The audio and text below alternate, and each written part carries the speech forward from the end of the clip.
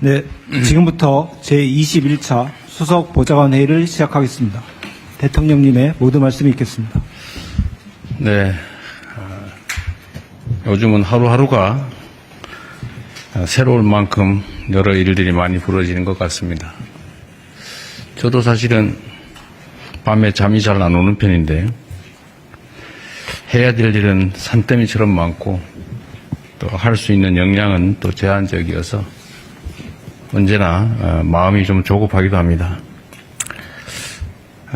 뭐 인생이라고 하는 것도 짧고 제한되어 있긴 하지만 우리가 일할 수 있는 시간도 매우 제한적이어서 있는 시간이나마 정말 최선을 다해야 될 것 같습니다. 하루를 이틀처럼 쓰면 더 많은 걸 할 수가 있겠죠. 그러려면은 속도가 중요한 것 같아요. 국가의 일, 소위 국정이라고 하는 거는 어떤 입법을 통해서 제도를 만들고 이제 그 속에서 집행을 하는 이제 행정을 하게 되는데, 어쨌든 입법과 행정 과정, 입법과 집행 과정에서 좀 속도를 좀 더 확보해 주면 좋겠어요.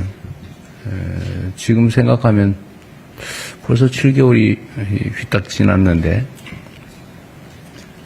뭐 객관적인 평가로는 뭐 한 일이 꽤 있어 보이긴 합니다만 제가 가지고 있는 기준으로는 정말로 많이 부족해요.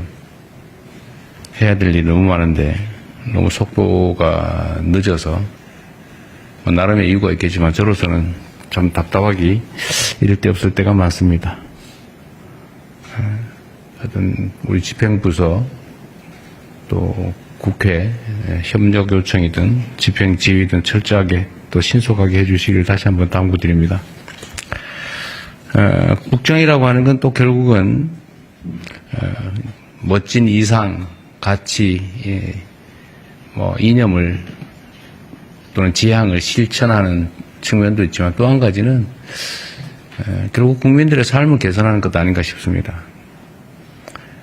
세상이 좋아져야지, 등 따시고 배불러야지, 뭐 일단 배고프고 헐벗고 굶주리면 힘들지 않습니까? 그래서 좀 실효적인 정책들을 해야 되는데, 보통 생각하면 뭐 아주 획기적인 뭐 어떤 거 없을까 이런 고민들을 많이 하죠. 뭐 그런 게 있을 수도 있죠. 그러나 쉽지가 않죠. 통상적으로는 그런 획기적이고 좋은 일이 있으면 우리가 하도록 놔뒀겠어요. 누가 다 했겠지. 그럼 도대체 뭘 하냐? 뭐 열심히 연구하고 검토하고 하기는 하되 지금 당장 할 수 있는 일들을 최대한 찾아서 빨리 많이 하는 것입니다. 저는 뭐 시장 도지사 할 때도 그런 생각을 했는데 작은 일을 많이 빨리 하는 게 중요하다 그런 생각을 해요. 그래서 제가 여러분한테도 한번 그런 조언을 했는데, 일이 많이 쌓여 있으면 큰일이라고 하는 걸 붙잡고 끙끙 앓고 시간 보내지 말고 뭐 그건 그대로 고민하되 자꾸 쉬운 일부터 신속하게 해치워라 라는 얘기를 제가 취임 초기에 했었던 것 같습니다. 마치 이제 이게 흩어진 콩알 줍는 거 비슷해서 누가 빨리 하느냐, 누가 더 충직하게 열성적으로 하느냐에 따라서 성과가 또 결론이 달라지는 거지. 뭔가 엄청나고 멋있는 거, 획기적인 거 이런 것 너무 집착하다 보면 실제 할 수 있는 일을 못하는 경우도 있는 것 같아요. 그래서 실효적으로 할 수 있는 일부터 빨리 하자. 티끌모아 태산이라는 생각으로 또 우공이산의 자세로 해야 될 일들 속도감 있게 해 나가면 좋겠습니다. 오늘은 아마도 국민 체감 정책이라는 걸 준비한 것 같아요. 뭐 내용에 보면 개인형 이동수단 안전대책, 청년자산 형성 지원, 통신비 부담 경감, 뭐 이런 것들을 많이 준비했는데 잘 준비한 것 같습니다. 참고로 하나 얘기를 하면 제가 이번 대선 말고 그 이전 대선에 아마 작고 쉽게 할 수 있는 일, 소확행, 작지만 확실히 할 수 있는 그때 그걸 뭐 수십 개를 했는데 그것도 한번 참고해 주시면 좋을 것 같아요. 그 중에 실행 가능한 거, 웬만하면 실행 가능한 걸 했는데, 필요한 것들을 했는데, 그것도 한번 참고해 주시면 좋겠습니다. 하여튼, 일상 속에서 이 작은 부분이라도 개선할 수 있는 성과들을 꾸준하게 또 속도감 있게 시행해서 쌓아가면 좋겠어요. 근데 결국은 그 작은 것들이 모여서 큰 변화를 만들어냅니다. 국민 삶의 대전환이라고 우리가 얘기하지만, 그게 어느 날 갑자기 뭔가 획기적인 기발한 정책을 통해 되는 것은 아니다. 부지런해야 된다. 제가 그 말씀을 한번 드렸습니다. 제가 공직 인사에서도 그런 얘기를 많이 했는데 일단은 물론 방향이 중요하죠. 이렇게 어느 쪽으로 할 거냐. 그 다음에 중요한 거는 성실함이에요. 예를 들면 뭐 기술, 기능 이거는 역시 중요하긴 하지만 세 번째다. 충직함. 그게 중요하죠. 충직하지 않고 기술만 뛰어난 사람들이 보통 나쁜 짓을 많이 합니다. 그런 면에서 충직하게, 성실하게 맡은 역할들을 잘 해주시고 또 이런 사안들도 잘 발굴해 주시길 바랍니다. 그리고 그 과정에서 언제나 중요한 것은 이제 수요자들의 시각입니다. 우리는 이제 물론 이제 소위 여기서 말하는 어공들은 좀 다른데 이제 늘공인 분도 꽤 많죠. 직업 공무원. 근데 오랫동안 공직을 하다 보면 시각이 고정이 됩니다. 그러니까 이게 역지사지가 잘 안 돼요. 말로는 하는데도 안 돼요. 왜 그러냐면 한쪽에 서 있는 자리가 그래서 그렇습니다. 저쪽 입장 카메라맨 쪽에서 저를 보는 각도나 상황하고 제가 이렇게 보는 각도 완전히 다르거든요. 근데 저는 저쪽에 서 있을 일이 없기 때문에 저쪽 우리 카메라맨께서 어떻게 보는지 저는 잘 몰라요. 물론 다행히 이제 방송 화면으로 볼 수는 있죠. 근데 그렇게도 잘 안 되는 게 이 공직사회이기 때문에 보통은 공급자적 마인드라고 하는 게 이제 문제가 됩니다. 뭐 잘하려고 하는데 안 돼요. 보는데도 안 보여요. 이제 그런 걸 인정을 좀 하고 언제나 수요자 측, 우리 국민들의 시선으로 좀 보도록 노력해야 된다. 그분들 직접 만나서 얘기 듣는 게 제일 좋죠. 직접 만날 수 없다면 그분들이 모이는 자리에서 하는 얘기들이라도 잘 봐야죠. 하다못해 영 안 되면 커뮤니티 댓글이라도 읽어봐야죠. 도대체 뭔 생각을 하고 무슨 얘기를 하고 사나, 뭘 바라는가, 뭔 문제 지적을 하는가 이런 걸 좀 봐야죠. 그래서 국민들의 시선, 시각을 중시했으면 좋겠다. 하여튼 실행 가능한 것들을 최대한 신속하게 찾아내서 최대한 신속하게 집행하자라는 말씀을 드립니다. 여러분들은 직접 집행하는 사람은 아니고 집행하도록 이렇게 아이디어를 주고 또 논의하고 지휘하는 쪽에 있는 사람들이니까 집행부서들이 열심히 잘할 수 있도록 잘 조언하기 바랍니다. AI 얘기를 좀 잠깐 해야 될 것 같아요. 지금 뭐 인공지능과 관련해서는 참 말이 많습니다. 뭐 주장도 많고 저도 뭐 아주 자세히는 잘 모르겠어요. 그러나 한 가지는 알죠. 피할 수 없다. 엄청나게 중요하다. 앞으로 사회의 중심이 될 거다. 이게 우리 국민들의 또는 인류의 삶을 통째로 바꿀 거다 정도는 감이 옵니다.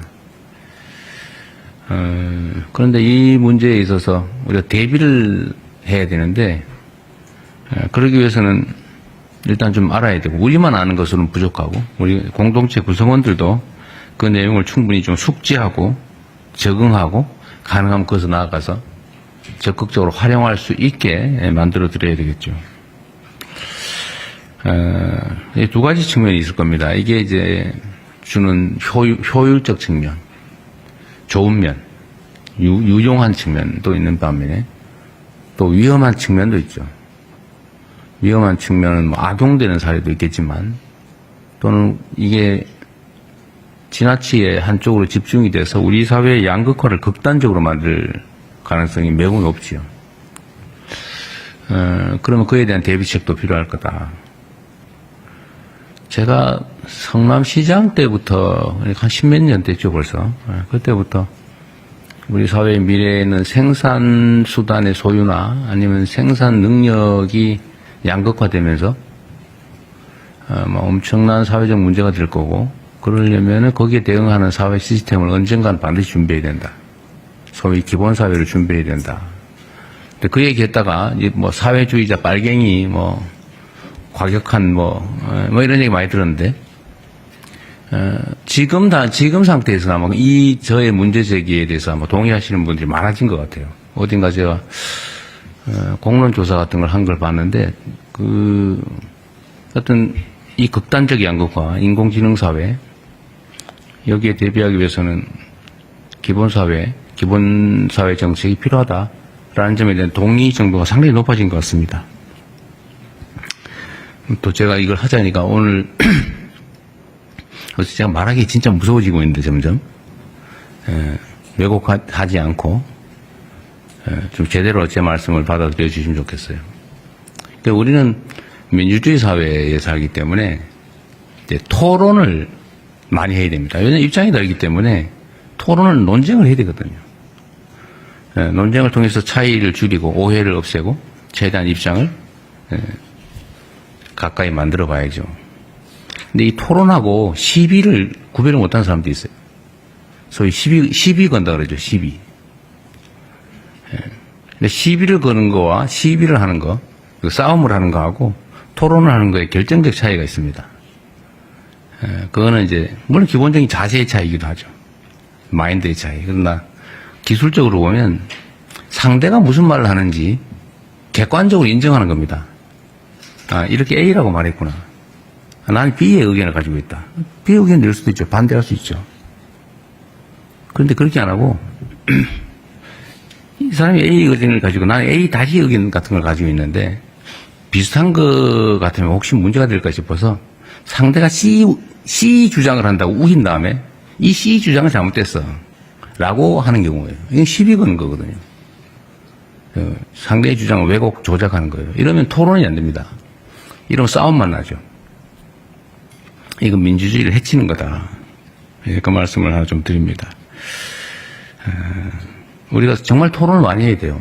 급변하는 사회이기 때문에 뭔가를 조정을 하고 바꿔나가야 되는데 이 토론을 하지 않으면 결국은 누군가가 결정하고 누군가는 고통을 겪고 저항하고 이러면 사회가 너무 갈등이 격화됩니다. 너무 힘들어요. 있는 사실 그대로 인정하고 있는 토대 위에서 자기 입장을 견제하면서 조정해 나가야죠. 그래야 이게 변화의 고통이 줄어듭니다. 사회 갈등 비용도 줄어들죠. 좀 그렇게 했으면 좋겠어요. 뭐 시비 걸 거 없나 이렇게 보고 오로지 무조건 반대하기 위해서 없는 것도 지어내가지고 상대 주장을 왜곡해서 공격하고 이러지 않았으면 좋겠어요. 그러면 사회 발전이 안 됩니다. 점점 퇴보하죠. 기본 사회에 관한 얘기도 좀 진지하게 하면 좋겠어요.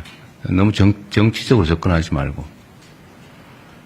생산력이 그 소수에게 집중되고 그 생산력이 너무 크기 때문에 한번 생각해 보십시오. 지금 생산 로봇 때문에 이제 생산 로봇을 현장에 못 들어오게 하겠다고 이제 어느 노동조합이 이제 그 선언을 한 것 같아요. 물론 뭐 진짜는 아니고 아마도 투쟁 전략의 일부겠죠. 투쟁 전략 전술의 일부일 겁니다. 그런데 과거에 우리가 이제 전기 기관 그다음에 기계가 도입됐을 때 그 기계 파괴 운동이라고 사람들이 일자리를 뺀다고 기계 부수자 이런 운동이 있었잖아요. 근데 그 흘러오는 거대한 수레를 피할 수 없습니다. 결국 그 사회에 빨리 적응해야죠. 기술을 익히고 그걸 전기기관 기계를 통제하는, 조정하는, 또는 만들어내는, 수리하는, 뭐 이런 기능이 또 필요하잖아요. 거기에 적응을 빨리빨리 해야 됩니다. 우리도 인공지능 로봇들이 이제 스스로 판단하면서 데이터를 분석해가면서 현장에서 24시간 먹지도 않고 불빛도 없는 깜깜한 공장 속에서 지치지 않고 일하는 그런 세상이 곧 오게 돼 있어요. 피할 수 없어요. 그러면 그 생산 수단을 가진 쪽이 엄청난 부를 축적할 텐데, 대다수의 사람들은 일자리를 찾기가 어렵겠죠. 뭐 일자리가 있겠지만 정말 기계 인공지능이 할 수 없는 아주 고도의 노동 일자리? 아니면 그 인공지능 로봇이 하지 않는 더 싼 노동? 뭐 이렇게 일자리가 양극화될 거라고 예측하지 않습니까? 생각보다 빨리 오고 있어요. 그럼 거기에 우리가 대응해야 됩니다.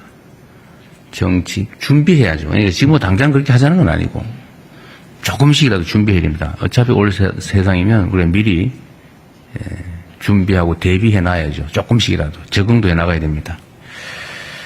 뭐 그런 문제에 대한 고민들도 좀 많이 했으면 좋겠어요.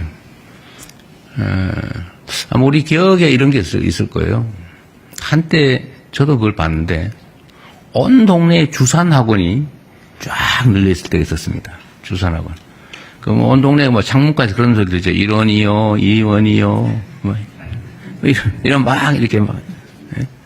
그리고 막 앉아가지고 막 주산 상상을 하면서 막 숫자 8248 더하기 2548 곱하기 2는 얼마 뭐 이런 거 했잖아. 그죠? 근데 그게 어느 순간에 전자계산기로 다 대체돼 버린 거예요. 그리고 학원이 싹 사라져 버리더라고, 어느 순간에. 몇 년 사이에. 그리고 온 동네가 컴퓨터 학원이 쫙 들어왔어요. 전부 다 컴퓨터 학원 가가지고 막. 근데 그것도 어느 순간 다 사라졌어요. PC방으로 다 바꿔버려요. 놀이터로 다 바뀌어버렸어요. 이제 이렇게 세상이 급변하는데 저는 인공지능도 비슷하다고 봐요. 우리 모든 국민이 이걸 사용하지 않을 수 없습니다. 최대한 빨리 인정하고, 빨리 학습하고, 또 정부는 학습할 기회를 부여하고, 이걸 도구로 많은 사람들이 생산에 참여할 수 있는 기회를 만들어야죠. 그 우리가 해야 될 현재 가장 중요한 일이다. 생각을 좀 바꾸는 준비를 해야 됩니다. 그래서 이건 절대 안 돼. 이건 있을 수 없는 일이야. 말도 하지 마. 말하면 빨갱이. 이렇게 하면 오늘 적응이 안 됩니다. 안타깝게도 그런 것도 있죠. 저는 뭐 얘기하면 좀 어떨지 모르겠는데 주식시장 주가가 지금 정상화되는 과정이라고 보거든요. 세상 사람이 다 알고 있었어요. 한국만 그렇잖아요. 똑같은 주식인데 한국 오면은 한 40~50% 할인된단 말이에요. 근데 우리나라에 상장 안 하고 미국 가서 하고 아니 유럽 가서 상장하잖아요. 이유는 한국이기 때문에. 왜 한국이 뭐 때문에? 그거 제거하면 정상으로 갈 거 아니에요. 지금 정상으로 가는 중이잖아요. 근데 이걸 인정 못하는 사람들이 있어요. 그럴 리가 없어. 그러면 안 돼. 이 정치적으로 판단을 해가지고 반대 방향으로 가다 망하는 사람도 있잖아요. 그거 방치하면 안 되죠. 이게 이제 이 경제와 정치는 분리해야 되는데 사회 문제에 대한 대응도 정치와는 분리가 좀 돼야 되는데 거기다 모두 정치적 요소를 투입해가지고 해석하고 주장하고 억지 쓰고 그러다 거기에 일부는 넘어가가지고 엄청난 피해를 입게 만들고 사회 발전도 해치고 이러면 되겠습니까? 특히 이런 것도 있어요. 이게 가끔씩 우리가 이제 어려움을 겪는 경우가 있는데 외부로부터 막 부당한 공격을 당하면 최소한 그럴 때는 우리가 바깥을 향해서 함께 목소리를 내고 같이 싸워줘야지. 아, 잘 됐다. 저놈은 이제 얻어맞네. 잘 때리고 있어. 이러면 되겠어요? 그거 누구 좋으라고? 그러지 않았으면 좋겠습니다. 이게, 그래서 대개 선진국이라고 불리는 나라들은 외교 안보 문제에 관한 하는 입장이 크게 다르지 않아요. 그런 걸 정쟁 또는 정략의 수단으로 쓰지 않는다. 이런 얘기입니다. 왜냐하면 모두에게 피해가 오니까. 옛날에 그 얘기 있었잖아요. 우주인이 쳐들어오면 우리 모두 함께 싸워야지. 우리 내부에서 싸우더라도 우주인 쳐들어올 때 같이 힘을 합쳐야 되는 거 아니야. 그런 얘기도 있었는데 이 외교 안보 문제에 대해서도 이 어려운 국제 상황 속에서는 정말 힘을 좀 모아줘야 됩니다. 왜 싸워요? 정말 이 힘든 국제사회 속에 파고라고 하는 것을 힘을 합쳐서 함께 넘어가면 좋겠습니다. 네, 이상입니다.